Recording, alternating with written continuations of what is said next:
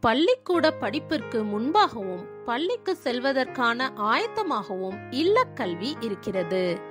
பள்ளிகள்ல ஆசிரியர்களுடைய வேலை துவங்குவதற்கு முன்பாகவே பெற்றோரின் வேலையை தொடங்கிருது. இல்லமே முதல் பள்ளியாக இருக்குது. இத முதல் வகுப்புக்கு ஒப்பிடலாம். இந்த முதல் வகுப்புல ஆசிரியர்களான பெற்றோர்கள் கவனத்தோடையும் ஜெபத்தோடையும் தங்களுடைய கடமையை செய்ய பிரயாசப்படணும். இத அவங்க செய்யும் போது பிள்ளைகள் பள்ளிக்கு போவதற்கும் ஆசிரியர்களிடமிருந்து கற்றுக்கொள்வதற்கும் ஆயத்தப்படுறாங்க.